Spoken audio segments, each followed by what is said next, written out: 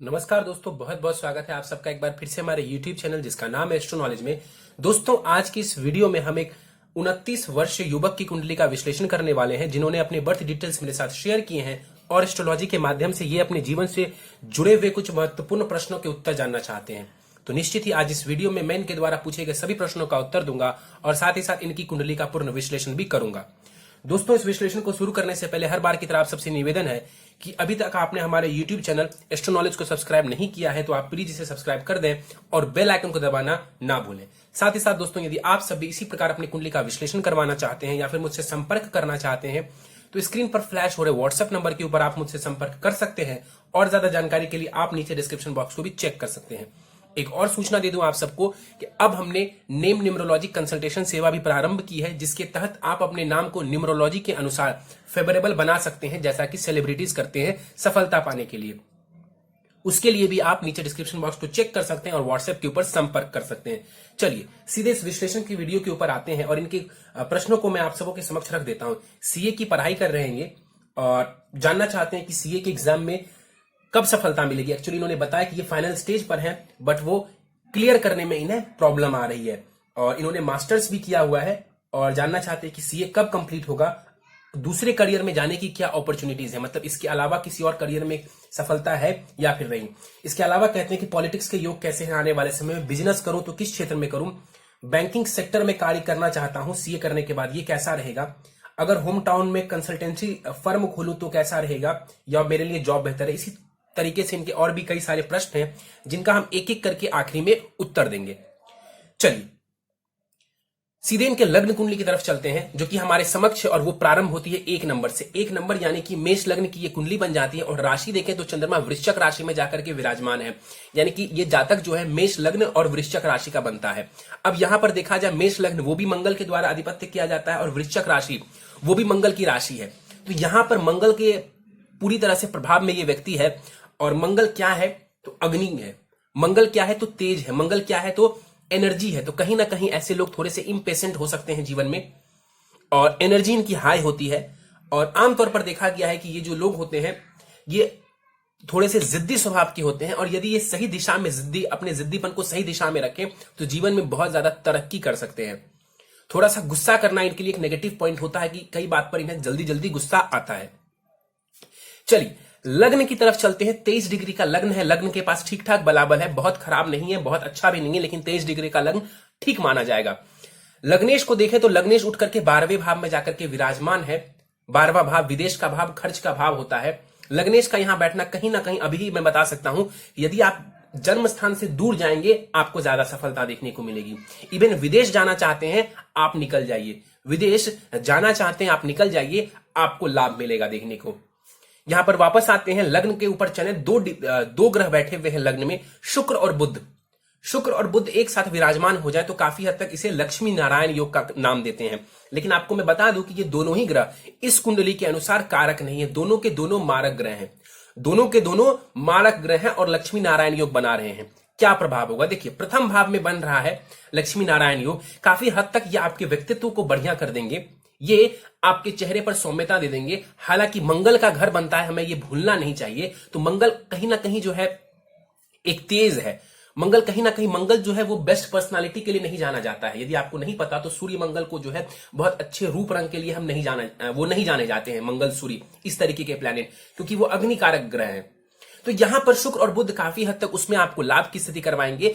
यहां पर यदि ये दोनों कारक होते तो बहुत जबरदस्त स्थिति होती, लेकिन कारक नहीं मारक हैं दोनों, तो लाभ कम मिलेगा। ऐसा नहीं कह सकते कि लक्ष्मी नारायण योग का कोई लाभ नहीं मिलेगा। चलिए 14 डिग्री का शुक्र है यहां पर, शुक्र यहां पर सप्तमेश है आपके। इसके अलावा देखा जाए वो यहां पर धनेश भी है, मारक ग्रह है, सप्तमेश है और धनेश है, प्रथम भाव में आकर के बैठा हुआ है शुक्र, पूरे बलाबल के साथ बैठा हुआ है। सबसे अच्छी बात यह है कि मंगल के घर में बैठे हुए और तात्कालिक मैत्री में है। क्या लाभ मैंने आपको बताया, पर्सनालिटी बेहतर कर देंगे।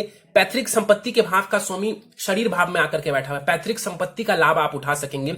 वाणी से जो है आप चाहे तो दूसरों को प्रभावित कर सकते हैं। इसके अलावा शुक्र की दृष्टि अपने ही राशि के ऊपर जाएगी, अपने ही घर के ऊपर जाएगी, विवाह में आपको लाभ करवा देंगे, पत्नी सुंदर होंगी।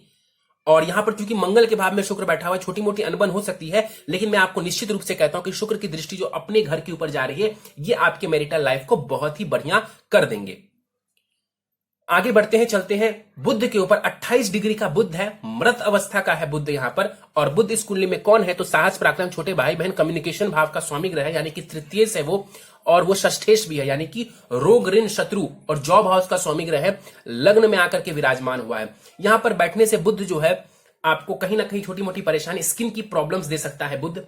यहां पर बैठ करके बुध जो है, कई बार बुध नर्वस सिस्टम का कारक ग्रह होता है, तो नर्व संबंधित परेशानी दे सकता है। विशेषकर ये स्किन से जुड़ी हुई परेशानियां देते हैं, तो उसका आपको ध्यान रखना है। यहां पर बैठे हुए बुध व्यक्ति को इंटेलिजेंट जरूर बना देते हैं, इंटेलिजेंट बना देते हैं। और यहां पर मृत अवस्था का है, बल कम हो जाएगा, खास करके जो दृष्टि का बल है वो काफी कम हो जाएगा।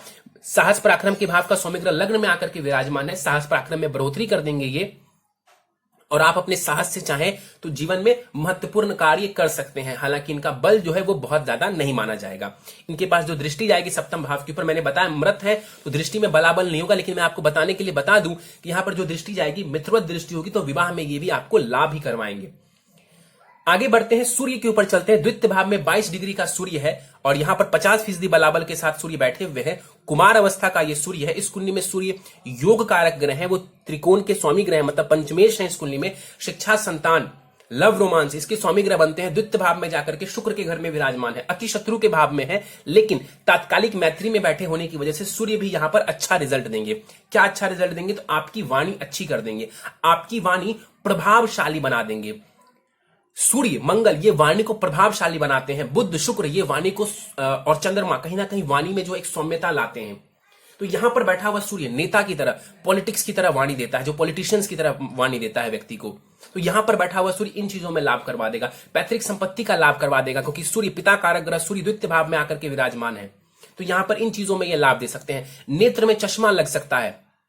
यहां पर देखा जाए तो सूर्य जो है वो पंचमेश है, यानी कि संतान की तरफ से भी धन का लाभ, क्योंकि संतान भाव का स्वामी ग्रह धन भाव में बैठा हुआ है, तो संतान की तरफ से भी धन का लाभ देखने को जीवन में मिल सकता है। और आप जो शिक्षा ग्रहण करेंगे उस शिक्षा से भी ये सूर्य आपको लाभ करवाएंगे।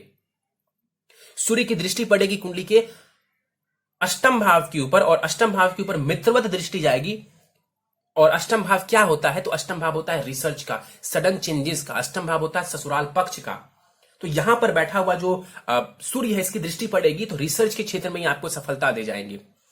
कई लोग मुझसे बार बार कहते हैं कि सर आप किसी एस्ट्रोलॉजर, माफ करिए, किसी सेलिब्रिटी की कुंडली को देखते हैं तो वहां पर आप कुछ और बोलते हैं कि अष्टम भाव लाभ दे रहा है। नहीं, अष्टम भाव कई बार अनप्रिडिक्टेबल रिजल्ट देता है। अष्टम भाव कई बार अनप्रिडिक्टेबल रिजल्ट देता है। मैंने बार बार बोला है, यहां पर भी जो सूर्य की दृष्टि पड़ रही है ये लाभ ही देगी, आपको नुकसान नहीं देगा। ये यदि कोई व्यक्ति मान लीजिए रिसर्च और मेडिकल के क्षेत्र में जुड़ जाए, यहां पर बैठा हुआ सूर्य उसको बहुत जबरदस्त लाभ देगा अपनी दृष्टि से। तो यहां पर आपको भी सूर्य की जो दृष्टि पड़ रही है ये आपको एस्ट्रोलॉजी में इंटरेस्ट, तंत्र मंत्र में इंटरेस्ट, अकल्ट में इंटरेस्ट, रिसर्च के क्षेत्र में इंटरेस्ट ये दिलवाने वाला होगा और उससे लाभ भी करवाएगा।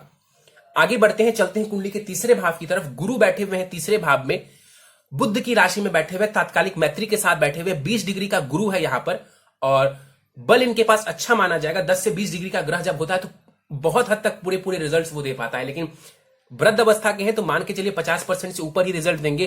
कौन है गुरु इस कुंडली में? तो गुरु इस कुंडली में देखा जाए तो वो यहां पर आपके भाग्येश हैं, हायर एजुकेशन भाव के स्वामी ग्रह हैं, और यहां पर जो है 12वें घर के भी स्वामी ग्रह हैं, यानी कि विदेश यात्रा के भी घर के स्वामी ग्रह हैं, खर्च भाव के भी स्वामी ग्रह हैं। तीसरे भाव में बैठा हुआ है, खूब सारी जीवन में यात्राएं, विदेश की यात्राएं आपको दे सकते हैं। यहां पर बैठा हुआ गुरु आपके बल में वृद्धि कर देगा, बल में वृद्धि कर देगा। ऐसा मत समझिए कि गुरु केंद्र और त्रिकोण में नहीं है तो अच्छा रिजल्ट नहीं दे जाएगा। यहां पर बैठा हुआ गुरु यदि आपसे छोटा कोई भाई या बहन है उसके साथ संबंध बहुत अच्छे कर देगा। दोस्त मित्र इनके साथ संबंध को बढ़िया बनाए रखने की कोशिश करेंगे गुरु। छोटी मोटी यात्राओं से लाभ दे देंगे गुरु। क्यों इतनी तारीफ कर रहा हूं? क्योंकि तात्कालिक मैत्री में भी आकर के बैठे हुए, तो यहां पर बहुत अच्छा रिजल्ट दे जाएंगे। और भूलना नहीं चाहिए आपको कि इस कुंडली में गुरु जो है वो योग कारक ग्रह है। गुरु की दृष्टि की बात करें, गुरु की दृष्टि जाएगी सप्तम भाव के ऊपर, शत्रु दृष्टि जाएगी सप्तम भाव के ऊपर, लेकिन विवाह में गुरु परेशानी खड़ी नहीं करेंगे। शत्रु दृष्टि जा रही है तो ये नहीं कह सकते कि गुरु जो है विवाह में बहुत लाभ देने वाले हैं आपको, लेकिन हाँ परेशानी खड़ी नहीं करेंगे। अरेंज मैरिज का युग बना देंगे गुरु। और इसके अलावा जो गुरु की दृष्टि पड़ेगी और पतिव्रता पत्नी आपको दे उसके योग्य बना रहा है गुरु, मतलब कि गुरु आपको बहुत ही अच्छी पत्नी देने वाले होंगे जो संस्कारों वाली होंगी। गुरु की दृष्टि पड़ेगी कुंडली के भाग्य स्थान के ऊपर हायर एजुकेशन भाव के ऊपर लाभ करवा देंगे। अपने ही घर को देखेंगे, हायर एजुकेशन के योग बना देंगे, धर्म में रुचि दिलवा देंगे, विदेश की यात्राएं करवा देंगे, गुरुओं से भी लाभ करवा देंगे, पिता से भी लाभ करवा देंगे। गुरु की दृष्टि पड़ेगी कुंडली के लाभ स्थान के ऊपर, सम दृष्टि है, शनि के भाव को देखेंगे, जितनी मेहनत उतना लाभ, जितनी मेहनत उतना लाभ, क्योंकि मेहनत के भाव में, साहस पराक्रम के भाव में बैठा हुआ है, लाभ स्थान को देख रहा है, लाभ में कोई कमी नहीं करेगा, मेहनत करिए और लाभ कमाइए। आगे बढ़ते हैं, चलते हैं कुंडली के, और यहां पर यह मत सोच के बैठ जाइएगा कि गुरु भावनाश करेंगे। भावनाश की बात तीसरे भाव में नहीं आती, चाहे गुरु अकेला बैठा हो या ना बैठा हो। चतुर्थ भाव में चलते हैं, केतु यहां पर 16 डिग्री का विराजमान है, और यहां पर केतु के पास बल तो अच्छा है, और चंद्रमा के घर में बैठा हुआ है। और चंद्रमा कहां है? तो चंद्रमा अष्टम भाव में नीच की राशि में जाकर के विराजमान है। ये केतु अब हो गए आपके लिए खराब। ये केतु अब आपको अच्छा रिजल्ट नहीं दे पाएंगे। क्योंकि जिसके घर में ये केतु बैठा है वो प्लैनेट डैमेज्ड है। राहु केतु का अपना अस्तित्व नहीं होता है, बार बार बोला है वीडियो में, सैकड़ों वीडियोस में मैंने ये बात बताई है। और यहां पर ये चंद्रमा की तरह फल देंगे ज्यादातर, और चंद्रमा जाकर के गड्ढे में बैठा हुआ है, तो केतु यहां पर हो गया पीड़ित। चतुर्थ भाव होता है सुखों का, जीवन के सुखों का, मकान का सुख, वाहन का सुख, माता का सुख, इन सब सुखों के लिए, जीवन के सभी सुखों के लिए, ऐश्वर्य के लिए हम चतुर्थ भाव को देखते हैं। केतु यहां पर बैठ गया, सुखों में कमी, सुखों में कमी, चाहे वो माता से सुखों में हो उसमें कमी, मकान सुख, वाहन सुख, इन सब सुखों में आपको कमी कर देगा। मान के चलिए कल को आपने ये ले भी लिया, उन सुखों में ये आपको कमी कर देंगे। जीवन जो कि मेटेरियलिस्टिक जीवन होता है उससे आपको दूर लेकर के जाएगा ये केतु, क्योंकि केतु अध्यात्म का ग्रह है, केतु मोक्ष कारक ग्रह, चतुर्थ भाव में बैठता है, तो जीवन इस सांसारिक मोह माया वाली चीजों से व्यक्ति को थोड़ा पृथक करता है, सुखों में कमी कर देता है, इन सुखों में कमी कर देता है। ऐसा नहीं कि चतुर्थ भाव में जिसका केतु बैठ गया वो सबके सब सन्यासी बन जाएंगे, ऐसी सोच बिल्कुल गलत है। चलिए, यहां पर बैठा हुआ केतु, इसकी दृष्टि पड़ेगी चंद्रमा के ऊपर, ये आपके मन को पीड़ित कर देगा, ये आपके मन को पीड़ित कर देगा। उच्च की दृष्टि जरूर है, एस्ट्रोलॉजी में, अकल्ट में, अध्यात्म में रुचि दिलवाएगा, लेकिन चंद्रमा को तो परेशान करेगा। ये चंद्रमा नीच का है, अष्टम भाव में है, चंद्रमा को ये परेशान करेंगे। इसके अलावा देखा जाए केतु की दृष्टि पड़ेगी दसम भाव के ऊपर, स्टेबिलिटी लैक करवाएंगे। किस चीज में? तो करियर को लेकर के, करियर को लेकर के लेट से करियर बनना, केतु की दशा में करियर चेंज करने का विचार आना। बार बार मैंने बोला है, राहु केतु दसम भाव को प्रभावित करे या किसी भी भाव को प्रभावित करे, कंफ्यूजन वाली स्टेट देता है। जितना गड़बड़ होगा उतना ज्यादा कंफ्यूज करेगा। केतु की दृष्टि पड़ेगी कुंडली के 12वें घर के ऊपर, विदेश की यात्राएं, अध्यात्म की तरफ रुख करवा देंगे। मीन राशि को देखेंगे, मोक्ष कारक, अध्यात्म कारक ग्रह, और अध्यात्म वाली राशि को ही देखेगा, उसी भाव को देखेगा, निश्चित रूप से उसमें आपको लेकर के जाएगा, निश्चित रूप से आपका मन करेगा कि आप इन चीजों में जाएं। तो यहां पर केतु उन चीजों में की तरफ आपको आकर्षित करेंगे। आगे बढ़ते हैं, चंद्रमा के ऊपर चलते हैं। चंद्रमा बहुत डैमेज है कुंडली में, 5 डिग्री का चंद्रमा है यहां पर, और मैं आपको बता दूं मृत अवस्था का चंद्रमा है। चंद्रमा यहां पर देखें आप, नीच की राशि में बैठे हुए, हालांकि इनकी नीचता भंग हो जाएगी। क्यों नीचता भंग हो जाएगी? तो हम एक सूत्र लगाएंगे यहां पर कि चंद्रमा जो है वो उच्च के होते हैं शुक्र के घर में, वृषभ राशि में, उसके स्वामी ग्रह बनते हैं शुक्र, और लग्न से केंद्र में विराजमान है शुक्र।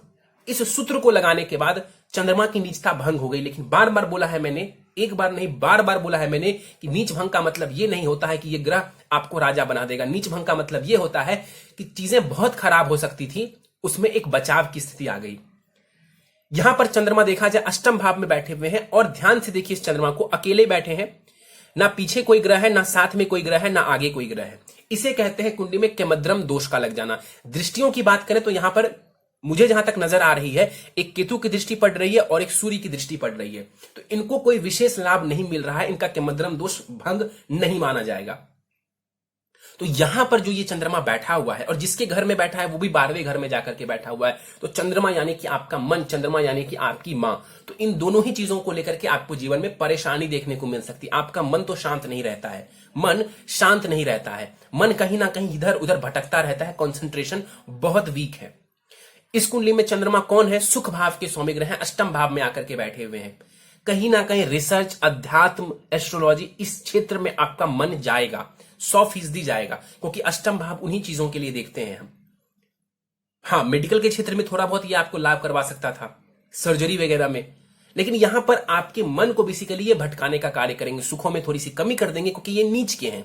नीच भंग हो रहा है तो कुछ हद तक परेशानी कम होगी, लेकिन ये नहीं कह सकते हैं आपकी परेशानी होगी ही नहीं। यदि कोई कहता है कि नीच भंग हो गया तो कोई दिक्कत ही नहीं आएगी, ये बात तर्कसंगत नहीं है। चलिए, तो चंद्रमा यहां पर बैठे हुए मृत अवस्था के हैं, दृष्टि का बल बहुत कम हो जाएगा इनके पास। मान के चलते हैं दृष्टि में थोड़ा भी बल होता है तो क्या रिजल्ट देते, मैं आपको बस समझाने के लिए बता रहा हूं। तो दृष्टि का बल यदि हो तो द्वितीय भाव के ऊपर उच्च की दृष्टि डालेंगे तो कहीं ना कहीं वाणी को थोड़ा अच्छा कर देते, धन संबंधित थोड़ा बहुत लाभ करवा देते। चंद्रमा यहां पर शनि के नक्षत्र का है, नक्षत्र को भी यदि हम देखें और डीप में जाएं, शनि के नक्षत्र का है तो बहुत वीक है आपका चंद्रमा, बहुत वीक है आपका चंद्रमा। और शनि के नक्षत्र का ये चंद्रमा है, कहीं ना कहीं अध्यात्म और इन सब के प्रति, एस्ट्रोलॉजी के प्रति आपको रुचि दिलवाएगा। और बेसिकली मैं आपसे एक ही बात बोलूंगा, कंसंट्रेशन बढ़ाइए। चलिए आगे बढ़ते हैं, दसम भाव की तरफ चलते हैं। शनि और राहु एक साथ विराजमान है 10th हाउस में आपके। 16 डिग्री का राहु है, 0 डिग्री का शनि है। कहते हैं राहु शनि साथ में बैठ जाए तो शापित दोष बनता है, शापित दोष बनता है। लेकिन यहां पर हम इसको शापित दोष कहें तो यह बात पूरी तरह से उचित नहीं होगी। उचित क्यों नहीं होगी? क्योंकि यहां पर शनि एक समग्रह है, मारक नहीं है। दूसरा, अपने भाव में बैठा हुआ है तो अपने भाव को खराब नहीं होने देगा शनि। और राहु का एक सूत्र है, जिसके साथ बैठता है, जिसकी राशि में बैठता है, वैसा ही फल देता है। जब वो शनि के साथ बैठा है, शनि के घर में बैठा है, सबसे बड़ी बात, तो वो खराब रिजल्ट नहीं दे पाएंगे। शनि उनको खराब रिजल्ट नहीं देने देंगे। हां, आपको निश्चित रूप से अपने करियर को लेकर के सावधान रहना चाहिए, ये मैं आपको सलाह जरूर दूंगा। यहां पर देखा जाए राहु के पास बल बहुत अच्छा है, लेकिन शनि के ऊपर चलते हैं। 0 डिग्री का शनि है, वक्री भी है। आमतौर पर वक्री शनि अच्छा रिजल्ट देते हैं। अच्छा रिजल्ट इसलिए देते हैं शनि कि शनि डिले का कारक ग्रह है। वक्री हो गया तो फास्ट रिजल्ट देगा शनि, वक्री हो गया तो आमतौर पर फास्ट रिजल्ट देगा शनि। लेकिन आपकी कुंडली में देखें तो शनि स्वग्रही है, शनि स्वग्रही है और वक्री हो गया, पॉजिटिव प्रभावों में कमी आ जाएगी। शश नामक महापुरुष योग आपके 10th भाव में बन रहा है, ये अच्छी बात है। लेकिन दो परेशानी है। पहला ये कि शनि 0 डिग्री के हैं, शनि 0 डिग्री के साथ मृत अवस्था का बैठा हुआ है। दूसरा, ये वक्री है, तो अपने भाव से रिलेटेड बहुत पॉजिटिव रिजल्ट, बहुत फास्ट रिजल्ट आपको देखने को नहीं देंगे ये। और यहां पर वीक बहुत हो गए, वक्री को भी आप 1 मिनट के लिए साइड रख दीजिए, ये बहुत वीक है, 0 डिग्री के साथ बैठे हुए हैं, तो रिजल्ट में काफी कमी आ जाती है इनके। दृष्टि का बल ना के बराबर हो जाएगा इनका। यहां पर देखा जाए राहु साथ में बैठा हुआ है शनि के भाव में, बाध्य हो जाएंगे अच्छा रिजल्ट देने के लिए। इस कुंडली में राहु कारक नहीं होते हैं, लेकिन इस भाव से जुड़ा हुआ बुरा रिजल्ट ये आपको नहीं देगा।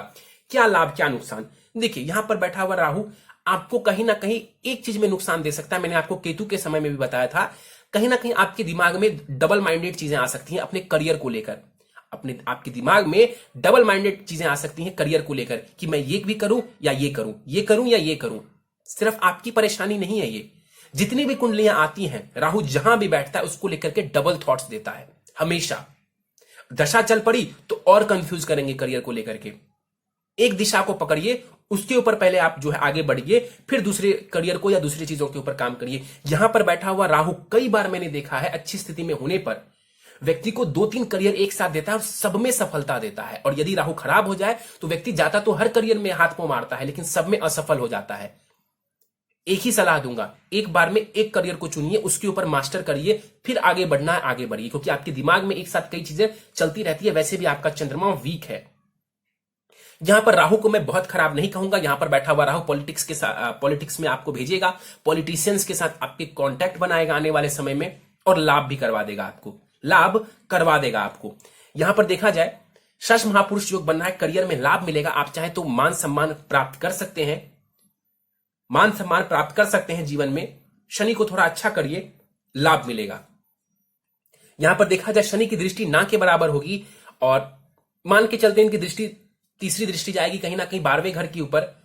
क्या परिणाम देगी? तो कहीं ना कहीं विदेश जाने में थोड़ा डिले कर सकते हैं। हालांकि सम दृष्टि है, बहुत परेशान आपको नहीं करेंगे।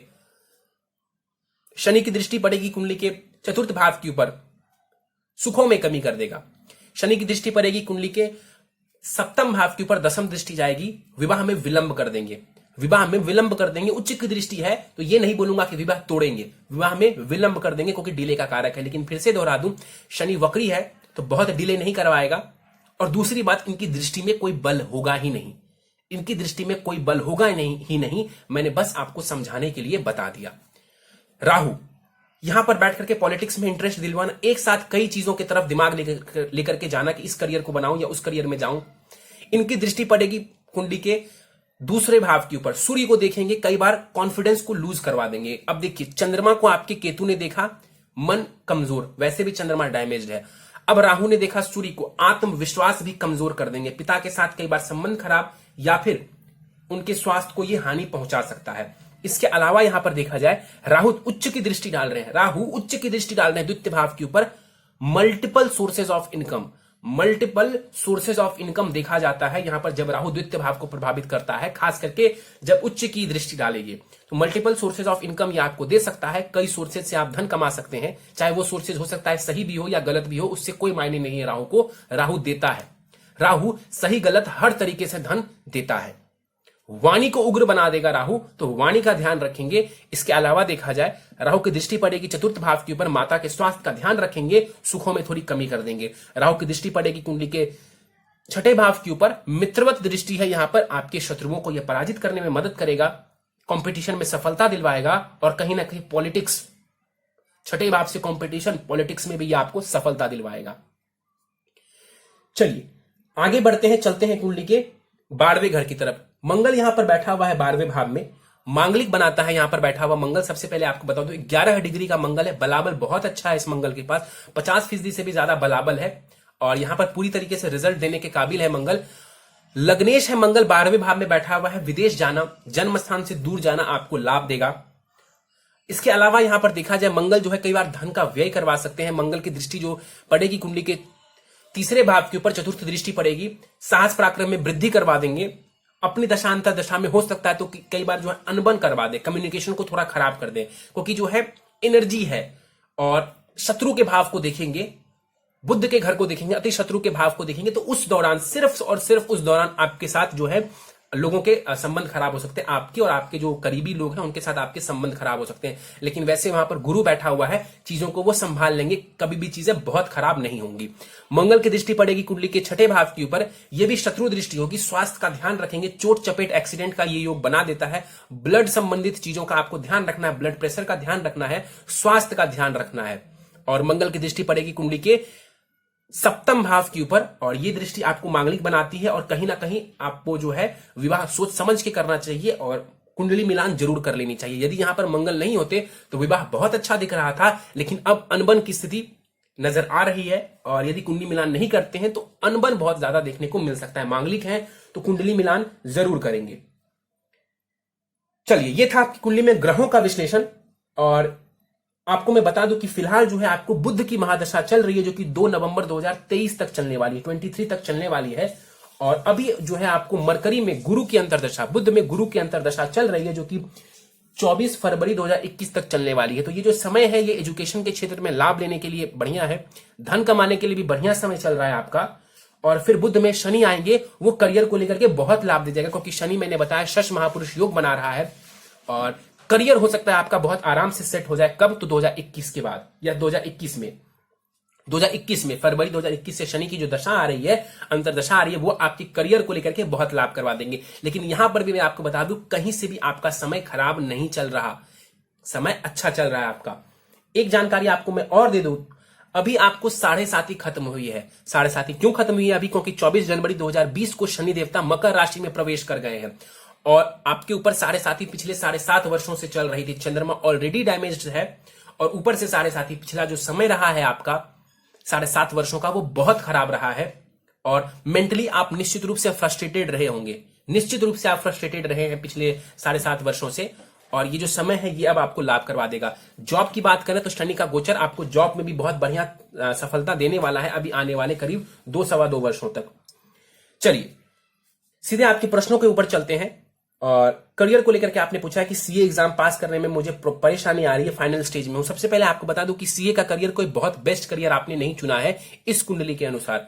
आप कहेंगे क्यों? क्योंकि मैं आपको बता दूं कि मरकरी जो है इस कुंडली में मारक ग्रह बनते हैं, लग्न में आकर के विराजमान है, तो कहीं ना कहीं सोच में आपके इसने सीए भर दिया और इस क्षेत्र में लेकर के गया बैंकिंग और चार्टर्ड अकाउंटेंट के क्षेत्र में। दूसरा सबसे बड़ा जो कारण रहा आपको इस क्षेत्र में आने का, वो रहा इनकी महादशा। 17 वर्षों की इनकी महादशा होती है और 2023 तक इनकी महादशा रहने वाली और पिछले 17 वर्षों से इनकी महादशा आपको जो है 2023 से पहले चल रही है। तो काफी हद तक मुझे लगता है कि इसकी दशा और इनका लग्न में बैठना आपको इस क्षेत्र में लाया। अदरवाइज इनके अनुसार जो है, इस कुंडली के अनुसार ये क्षेत्र बेस्ट नहीं कह सकते।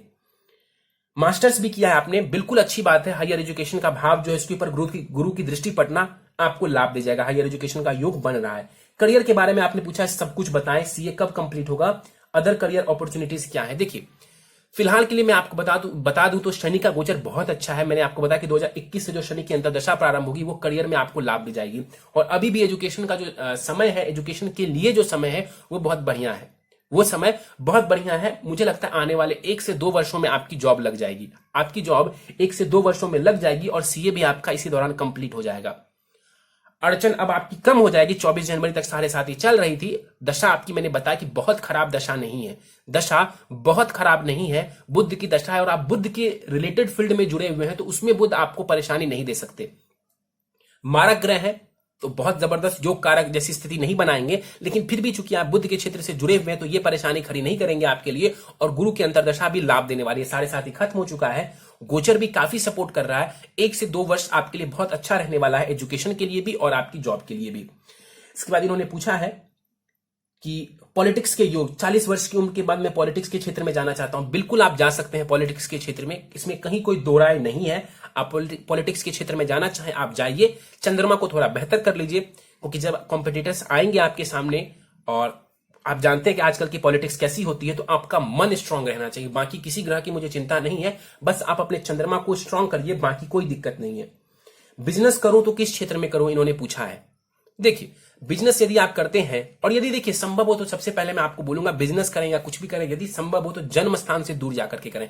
यदि कंट्री छोड़ना आसान नहीं है तो बस दूर चले जाइए। कई लोगों को ऐसा लगता है कि विदेश का मतलब होता है कि बाहर निकल जाना, मतलब कि देश ही छोड़ देना। नहीं, जरूरी नहीं है। मान लीजिए आप नॉर्थ ईस्ट में हैं, आप नॉर्थ साइड रहते हैं इंडिया में, और आप साउथ चले गए, तो ये भी एक प्रकार से बहुत बड़ा अंतर हो गया, ये भी एक प्रकार से विदेश ही माना जाएगा। उसको लेकर के आप चिंतित मत रहिए कि सिर्फ और सिर्फ विदेश जाऊंगा तभी मुझे लाभ मिलेगा, ऐसा कुछ नहीं है। तो आप बिजनेस करना चाहते हैं, कोशिश करिए कि जन्म स्थान से दूर कार्य करेंगे, लाभ ज्यादा देखने को मिलेगा निश्चित। जन्म स्थान के पास रह करके कार्य आपको नहीं करना है, खास करके बिजनेस तो कभी नहीं करना है। कौन सी सेवा आप शुरू कर सकते हैं, कंसल्टेंसी शुरू करिए। सूर्य आपका अच्छा है, गुरु भी लाभ की स्थिति दे रहा है। इसके अलावा फैक्ट्रीज वगैरह के ऊपर भी आप कार्य कर सकते हैं। एजुकेशन के क्षेत्र से खुद को जोड़ सकते हैं, किसी भी प्रकार से एजुकेशन के क्षेत्र से खुद को जोड़ेंगे, लाभ देखने को मिल जाएगा आपको। एजुकेशन के क्षेत्र से खुद को जोड़ेंगे, कंसल्टेंसी, एजुकेशन इंस्टीट्यूट्स, इन सब से खुद को जोड़िए, आपको लाभ मिलेगा निश्चित। इसके बाद इन्होंने पूछा है कि बैंकिंग सेक्टर में कार्य करना सीए के बाद कैसा रहेगा। देखिए मैंने आपको बताया कि बुध कोई बहुत कारक ग्रह नहीं है, इसकी दशा ने आपको इस क्षेत्र में लाया है। सीए के बाद आप करना चाहें आप कर सकते हैं। दोबारा मैं आपको यही बोलूंगा कि बेस्ट करियर नहीं है। मैं आपको जबरदस्ती ये बोल दूं कि सर बैंकिंग का करियर, सीए का करियर बहुत जबरदस्त है आपके लिए, मैं ऐसा नहीं कह सकता हूं। बेस्ट क्या है, टीचिंग का क्षेत्र जबरदस्त है आपके लिए। इसके अलावा क्या है, तो काफी हद तक टेक्निकल फील्ड में भी आपको सफलता है। कंसल्टेंसी के क्षेत्र से जुड़िए, कहीं ना कहीं आपका प्रश्न मुझे याद आ रहा है, अगला ही सवाल आपने पूछा है शायद कंसल्टेंसी के फर्म में, बहुत जबरदस्त, बहुत बढ़िया। तो आज इन्होंने पूछा अगर होम टाउन में कंसल्टेंसी फर्म खोलूं तो कैसा रहेगा या जॉब करना बेहतर है। होम टाउन में बिजनेस नहीं करना है, होम टाउन में बिजनेस नहीं करना है, नहीं खोलना है। होम टाउन में करेंगे बिजनेस चौपट हो जाएगा, जान के रख लीजिए मेरी बात। आप दूर खोलिए, जितना दूर जा सकते हैं उतना दूर जाइए। मैंने आपको यह भी बता दिया कि जरूरी नहीं है कि आपको देश ही छोड़ करके बाहर जाना है, दूर जाइए, लेकिन घर में मत रहिए और वहां पर कार्य शुरू मत कीजिए। तो होम टाउन में कंसल्टेंसी फर्म मत खोलिए, बाहर खोलिए, खूब चलेगा, खूब तरक्की होगी आपकी। इसके बाद इन्होंने पूछा है कि जॉब करना बेहतर है। देखिए जॉब करना आपके लिए कहीं से भी खराब नहीं है। मैं आपको ये बोल दूं कि जॉब करना खराब है, जॉब करना खराब नहीं है। मैंने आपको बताया कि एक बेहतर ऑप्शन आपके लिए क्या है, बेहतर ऑप्शन कंसल्टेंसी है, जॉब करना खराब नहीं है। मरकरी आपकी जॉब लगा सकता है, इसमें कहीं कोई परेशानी नहीं है। 2023 के नवंबर तक मरकरी की दशा है। आप बैंकिंग सेक्टर में जुड़ना चाहते हैं, आप जुड़ करके देख लीजिए, आपको फिलहाल लाभ हो जाएगा। इसके अलावा एक और पॉइंट आपको मैं बता दूं, इसके बाद जो है आपको केतु की दशा प्रारंभ होगी। केतु बहुत अच्छा नहीं है आपके चार्ट में, केतु बहुत अच्छा नहीं है आपके इस चार्ट में। तो इनिशियली वो आपको फ्रस्ट्रेशन दे सकता है, चाहे आप बिजनेस करें या कुछ भी करें। और होमलैंड में तो बिजनेस करना ही नहीं है, करना ही नहीं है। तो यहां पर केतु की दशा हो सकता है आपको बहुत सारे चेंजेस करवाए। तो बेहतर है कि आप फिलहाल के लिए जॉब से जुड़ जाइए, लेकिन मेरी बात को याद रखिए, लॉन्ग रन में आपको बिजनेस करना चाहिए, ज्यादा लाभ हो जाएगा। कंसल्टेंसी से जुड़ा हुआ बिजनेस करिए, जबरदस्त रहेगा।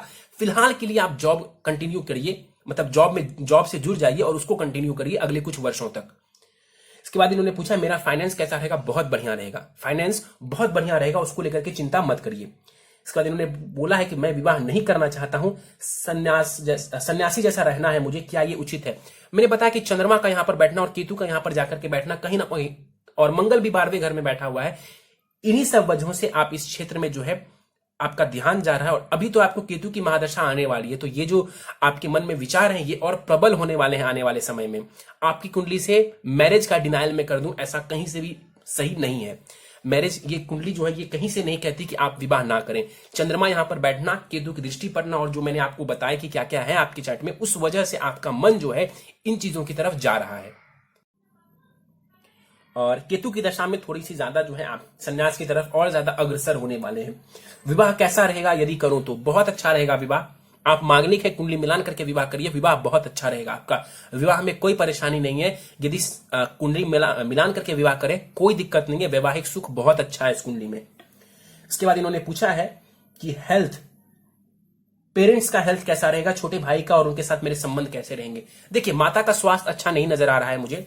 और बाकी जो है गुरु यहां पर तीसरे भाव में बैठे हुए, छोटे भाई हैं आपके, उनके साथ संबंध अच्छे नजर आ रहे हैं, उनकी चीजें अच्छी नजर आ रही हैं। इसके अलावा पिता के साथ भी जो है चीजें बहुत खराब नहीं, ठीक दिखती है। हालांकि राहु की दृष्टि पड़ रही है, वो एक छोटा सा वीक पॉइंट बनता है, लेकिन मैं सूर्य को भी अच्छा मानूंगा। चंद्रमा आपका बहुत डैमेज है, मैंने आपको बताया। माता के स्वास्थ्य का ध्यान रखेंगे आप। चलिए, तो ये था आपकी कुंडली में ग्रहों का विश्लेषण और आपके प्रश्नों का उत्तर। और उपाय के ऊपर चलने से पहले मैं आपके नवमांश कुंडली के ऊपर एक दृष्टि डाल लेता हूं। नवमांश कुंडली में ग्रहों की स्थिति जो है उसमें शनि बहुत अच्छे हैं, शनि वर्गोत्तमी है, यानी कि शनि इसी राशि में विराजमान है। गुरु भी जो है मंगल के घर में विराजमान है और सप्तम भाव में विराजमान है, तो विवाह आपका वहां पर भी बढ़िया नजर आ रहा है। राहु केतु उच्च का है, बहुत अच्छी स्थिति है। सूर्य दशम भाव में है, मंगल लग्न में है। करियर में आपको, पॉलिटिक्स करियर में आपको ये लाभ देने वाला होगा। चंद्रमा शुक्र की युति है, अच्छी स्थिति है। आपके D9 चार्ट की स्थिति बढ़िया है। मैरिज कहीं से भी आपका खराब हो ऐसा मैं नहीं कह सकता हूं। कुंडली मिलान कर लेंगे, लाभ देखने को मिलेगा। कुंडली मिलान नहीं करेंगे तो थोड़ी सी परेशानी आएगी। आप मांगलिक हैं, इस बात को आप नहीं भूलेंगे। चलिए, उपाय के ऊपर चलते हैं। उपाय में आपको क्या करना है कि आपको नित्य जो है ओम अंग अंगारकाय नमः, ओम अम या अंग जैसे भी आप पढ़े, ओम अम अंगारकाय नमः, इस मंत्र का 108 बार आपको जाप करना है। मंगल देव का ये मंत्र बनता है, बीज मंत्र है ये, इनका 108 बार आपको जाप करना है। साथ ही साथ नित्य आपको हनुमान चालीसा भी पढ़ना चाहिए। हर सोमवार शिवलिंग के ऊपर जल दूध से आप अभिषेक करेंगे। ओम नमः शिवाय का नित्य आप 108 बार जाप करेंगे। इसके अलावा यदि संभव हो तो केमद्रम दोष निवारण पूजा आप करवा सकते हैं ब्राह्मण के द्वारा, उससे भी आपको लाभ मिलेगा। आपका चंद्रमा बेहतर होता चला जाएगा। माणिक रत्न, माणिक जो है रूबी, सूर्य का रत्न होता है, आप इसे धारण कर सकते हैं। करीब 7 रत्ती का माणिक आप जो है 7 सवा 7 रत्ती का माणिक सोने अथवा तांबे की अंगूठी में जड़वा करके अपने दाहिने हाथ की अनामिका उंगली, रिंग फिंगर में शुक्ल पक्ष के रविवार के प्रातः काल धारण करेंगे। बहुत जबरदस्त लाभ मिलेगा। जीवन में ऊंचाइयों पर जा सकते हैं। पॉलिटिक्स में भी ये आपको लाभ दे जाएगा। और नित्य जो है ओम बुम बुद्धाय नमः, ओम बुम बुद्धाय नमः, इस मंत्र का 3 माला आपको जाप करना है। और बुधवार को गणेश जी के दर्शन करने हैं। इन चीजों को करने से काफी हद तक जीवन में अच्छा बदलाव आएगा और आपको लाभ की स्थिति देखने को मिलेगी। और समय है आपके पास, तो सूर्य को जल देने से, सूर्य की पूजा उपासना करने से भी आपको बहुत लाभ देखने को मिलेगा। आखिरी में मैंने जो गणेश जी वाला उपाय बताया कि बुधवार को गणेश जी के दर्शन करने, केतु की दशा में भी आपको गणेश जी की पूजा उपासना से ही सबसे ज्यादा लाभ मिलने वाला है, तो उसको आप कंटिन्यू रखेंगे। तो दोस्तों, ये था इस 29 वर्ष युवक की कुंडली का विश्लेषण। मुझे उम्मीद है कि आपको हमारा यह कुंडली विश्लेषण का वीडियो पसंद आया होगा। यदि वीडियो पसंद आया तो आप इसे लाइक करें, शेयर करें। अभी तक आपने हमारा YouTube channel astro knowledge subscribe नहीं किया है तो आप प्लीज इसे सब्सक्राइब कर दें और बेल आइकन को दबाना ना भूलें। साथ ही साथ दोस्तों, यदि आप सब इसी प्रकार अपनी कुंडली का विश्लेषण करवाना चाहते हैं या फिर मुझसे संपर्क करना चाहते हैं तो स्क्रीन पर फ्लैश हो रहे व्हाट्सएप नंबर के ऊपर आप मुझसे संपर्क कर सकते हैं। और ज्यादा जानकारी के लिए आप नीचे डिस्क्रिप्शन बॉक्स को भी चेक कर सकते हैं। दोस्तों, एक और सूचना दे दूं आप सबको कि अब हमने एक नेम न्यूमरोलॉजी कंसल्टेशन सेवा प्रारंभ की है, जिसके तहत आप अपने नाम को न्यूमरोलॉजी के अनुसार कॉम्पेटेबल बना सकते हैं, जैसा कि सेलिब्रिटीज करवाते हैं आमतौर पर, जिससे कि आपको भी बड़ी सफलता मिलने में आसानी हो। तो दोस्तों, इस वीडियो में फिलहाल इतना ही। आप सबका बहुत बहुत धन्यवाद।